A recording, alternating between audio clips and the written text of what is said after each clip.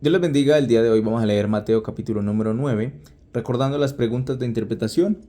¿Qué se está diciendo? ¿Quién lo dice? ¿Cómo lo dice? ¿Dónde? ¿Cuándo? ¿Por qué? ¿Y para qué? Estas preguntas se las hacemos al texto para poder tener una mejor interpretación. Jesús sana a un paralítico. Entonces, entrando Jesús en la barca, pasó al otro lado y vino a su ciudad, y sucedió que le trajeron un paralítico, tendido sobre una cama, y al ver Jesús la fe de ellos, dijo al paralítico: Ten ánimo, hijo, tus pecados te son perdonados. Entonces algunos de los escribas decían dentro de sí: Este blasfema. Y conociendo Jesús los pensamientos de ellos, dijo: ¿Por qué pensáis mal en vuestros corazones? Porque, ¿qué es más fácil decir? ¿Los pecados te son perdonados? O decir: levántate y anda. Pues para que sepáis que el Hijo del Hombre tiene potestad en la tierra para perdonar pecados, dice entonces el paralítico: levántate, toma tu cama y vete a tu casa. Entonces él se levantó y se fue a su casa, y la gente al verlo se maravilló y glorificó a Dios, que había dado tal potestad a los hombres. Llamamiento de Mateo. Pasando Jesús de allí, vio a un hombre llamado Mateo, que estaba sentado al banco de los tributos públicos, y dijo: Sígueme. Y se levantó y le siguió. Y aconteció que estando él sentado a la mesa en la casa, he aquí que muchos publicanos y pecadores que habían venido se sentaron juntamente a la mesa con Jesús y sus discípulos. Cuando vieron esto, los fariseos dijeron a los discípulos: ¿Por qué come vuestro maestro con los publicanos y pecadores? Al oír esto, Jesús les dijo: Los sanos no tienen necesidad de médicos, sino los enfermos. Id pues y aprended lo que significa: misericordia quiero y no sacrificio, porque no he venido a llamar a justos, sino a pecadores al arrepentimiento. La pregunta sobre el ayuno. Entonces vinieron a él los discípulos de Juan diciendo: ¿Por qué nosotros y los fariseos ayunamos muchas veces y tus discípulos no ayunan? Jesús les dijo: ¿Acaso pueden los que están de bodas tener luto entre tanto que el esposo está con ellos? Pero vendrán días cuando el esposo les será quitado, y entonces ayunarán.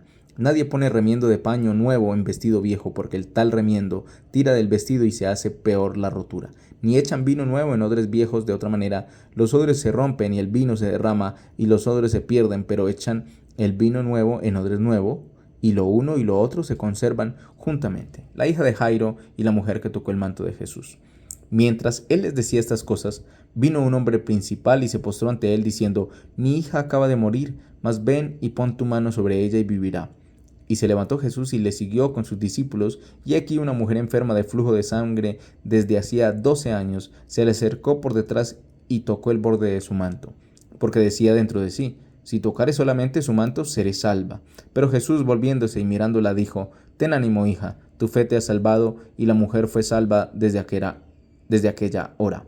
Al entrar Jesús en la casa del principal, viendo a los que tocaban flautas y la gente que hacía alboroto, les dijo: Apartaos, porque la niña no está muerta, sino duerme. Y se burlaban de él. Pero cuando la gente había sido echada fuera, entró y tomó la mano de la niña, y ella se levantó, y se difundió la fama de esto por toda aquella tierra. Dos ciegos reciben la vista. Pasando Jesús de allí, le siguieron dos ciegos, dando voces y diciendo: Ten misericordia de nosotros, hijo de David.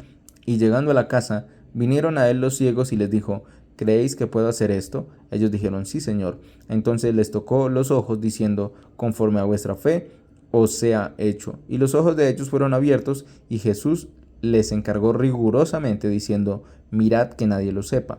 Pero salidos ellos, divulgaron la fama de él por toda aquella tierra. Mientras salían ellos, he aquí le trajeron un mudo endemoniado, y echado fuera el demonio, el mudo habló, y la gente se maravillaba y decía: Nunca se ha visto cosa semejante en Israel. Pero los fariseos decían: Por el príncipe de los demonios echa fuera los demonios.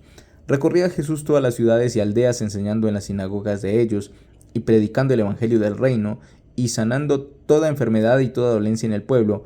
Y al ver las multitudes tuvo compasión de ellas, porque estaban desamparadas y dispersas como ovejas que no tienen pastor. Entonces dijo a sus discípulos: A la verdad la mies es mucha, mas los obreros pocos. Rogad pues al Señor de la mies que envíe obreros a su mies. Bueno, hemos leído ya en los días anteriores los capítulos de Mateo, empezando como Mateo describe la historia del Señor Jesús, empezando por la genealogía de Jesucristo. Luego dice cómo fue que se dio el nacimiento, también que el rey Herodes mandó a matar, pero la predicación de Juan el Bautista, la tentación de Jesús y cómo inicia el ministerio, y además da su enseñanza del Sermón del Monte, que también es una enseñanza lindísima que hemos ya leído. y empieza a hacer los milagros que habíamos descrito también en los días anteriores. El capítulo 9 que empezamos a leer hoy también habla de los milagros y empieza con la sanidad de un paralítico. El paralítico, en la otra historia donde Lucas lo menciona, dice que lo llevaron por un techo y lo bajaron a donde el Señor. El Señor aquí muestra que Él tiene el poder para salvar, pero también tiene el poder para perdonar los pecados, para sanar y perdonar los pecados. Los fariseos le dijeron que Él blasfemaba porque nadie que no sea Dios puede perdonar pecados. Pero Él demostró en ese relato que Él es capaz de perdonar pecados y también de levantar a los muertos, diciendo: yo soy el mismo Dios que tiene el poder para hacer estas cosas. Mateo, que es el que se le asigna este libro que estamos leyendo, anuncia cómo fue llamado. Simplemente él servía a los tributos públicos y el Señor Jesús le dijo que lo siguiera y él lo siguió.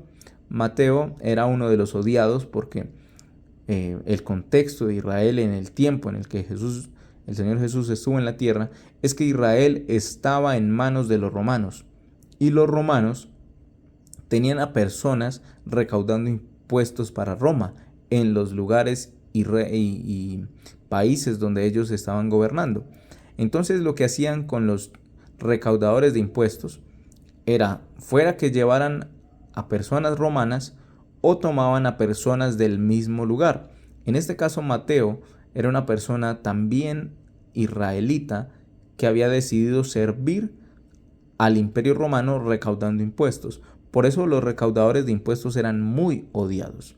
Eran considerados ladrones, pecadores, porque decían: ellos nos roban a nosotros para llevar el dinero a Roma. Entonces Mateo, aún en medio de esta condición, el Señor Jesús llamó, porque Jesús vino por los pecadores, no vino por santos, no vino por perfectos. Él vino por los que aceptaran su pecado. Él pagó el precio por todos, pero solamente los que aceptan su pecado y le siguen son los que en realidad son considerados hijos de Dios. Cuando vieron los fariseos, dice acá, que los fariseos vieron que el Señor Jesús entró a una fiesta que Mateo le hizo al Señor Jesús y que estaba con muchos más recaudadores de impuestos, los fariseos pensaban: venga, ¿y por qué Jesús entra y come con publicanos y pecadores? El Señor Jesús ahí es donde les dice: es que yo no vengo a buscar a los que están sanos. Yo soy el médico de médicos y vengo a buscar a enfermos.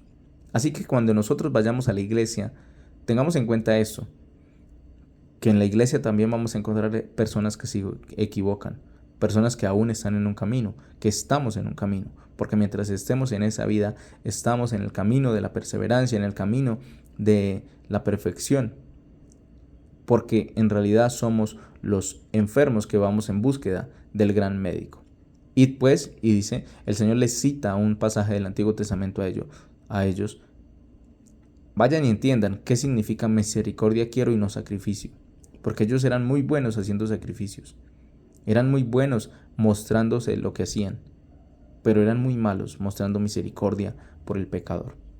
La pregunta sobre el ayuno. Entonces, los discípulos también de Juan, que algunos discípulos de Juan se habían vuelto discípulos de Jesús, pero los que aún no se habían vuelto discípulos de Jesús, eran aún discípulos de Juan y observaban a Jesús y a sus discípulos. Por eso van y le dicen: Señor Jesús, ¿por qué nosotros y los fariseos ayunamos muchas veces, pero tus discípulos no ayunan? Entonces el Señor le responde: vea, el ayuno tiene que ver con una cosa, y es que se está velando, se está poniendo triste por causa de que el Señor no está. Ahí el ayuno significa luto, demudar su rostro. Entonces el Señor les muestra: pero mis discípulos están conmigo, ¿por qué van a ayunar si yo estoy con ellos? Pero vendrá un día en que yo les seré quitado, y entonces ahí sí habrá ayuno, habrá oración, habrá ruego, porque se les habrá quitado. Y les explica: es que en realidad ustedes tienen que entender que las cosas van a renovarse completamente. Nadie pone remiendo de paño nuevo en vestido viejo, porque tal remiendo tira del vestido y se hace peor la rotura. Explicando Si ustedes siguen con los mismos pensamientos antiguos y van a querer obtener este evangelio, esta idea, esta nueva noticia que se les está dando, no van a entender. Lo que tienen que entender es que su vida tiene que ser una vida nueva, ser renovados completamente, el vestido completamente nuevo, y eso es lo que nos trae el Señor Jesús, un vestido completamente nuevo. No se echa vino nuevo en odres viejos, de otra manera los odres se rompen y el vino se derrama y los odres se pierden, pero echan el vino nuevo en odres nuevos y lo uno y lo otro se conservan. Es el mismo pasaje del remiendo. Lo que dice el Señor, realmente hay que renovar todo completamente. La vida de aquel que decide seguir Jesucristo es una vida nueva, de tal manera que esa vida es capaz de llevar y hacer lo que el Señor le pide. Pero una persona que no ha cambiado su vida e intenta por sus propias fuerzas hacer las cosas que el Señor mandó o mostró que un cristiano hacía en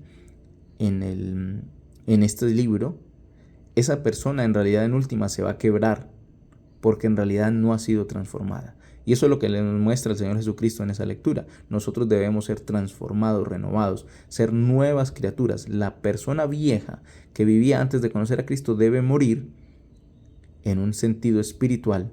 Ojo pues, en un sentido espiritual. Y la nueva renace siendo una nueva persona. El Señor también muestra, por medio del escritor Mateo, dice que se le apareció un hombre llamado Jairo, y le dice: mi hija acaba de morir, pon tu mano sobre ella y vivirá. Jairo tenía fe de que el Señor Jesús la iba a sanar. El Señor se fue a buscarlos y aparece una mujer de 12 años de enfermedad, la cual dice que se le acercó por detrás de todo el borde y tocó el borde de su manto. Según esto podemos entender que si tocó el borde de su manto, la mujer tendría que estar arrastrándose en medio de la multitud para poder tocarlo. Y por su fe fue sanada. Jesús se volvió y mirándole le dijo: ten ánimo, hija, tu fe te ha salvado. Y la mujer fue salva desde aquella hora. También el Señor entonces entra, va y demuestra que Él tiene el poder para resucitar a las personas, porque la hija de Jairo ya había muerto.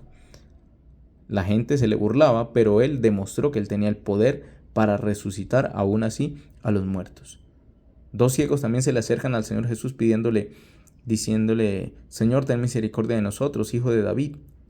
Cuando alguien, en este caso, le dice hijo de David al Señor Jesús, le está diciendo: yo te reconozco como rey.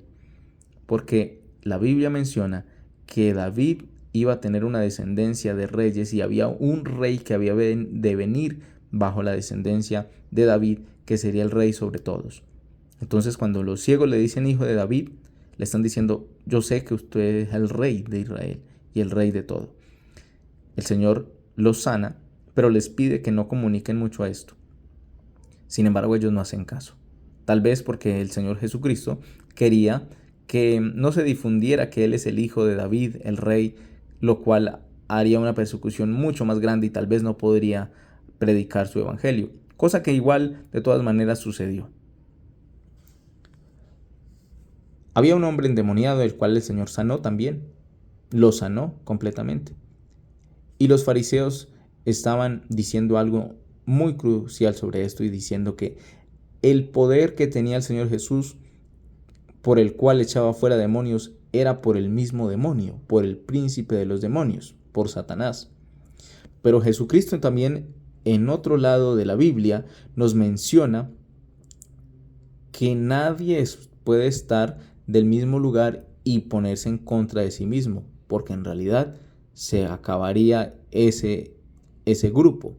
Entonces Él les explica cómo un demonio podría echar fuera a otros demonios. No tiene que ser así. Tiene que ser que es del orden contrario para poder echar fuera demonios. Pero ellos estaban en este caso atribuyéndole al poder de Dios que fue a fuente de Satanás, cosa que es muy peligrosa. También el Señor Jesús se dio cuenta de toda la necesidad de todas las aldeas y ciudades y que había mucha enfermedad, dolencia, y fue sanando. Y habían multitudes que estaban dispersas, desamparadas, como ovejas que no tienen pastor, porque Él es nuestro pastor.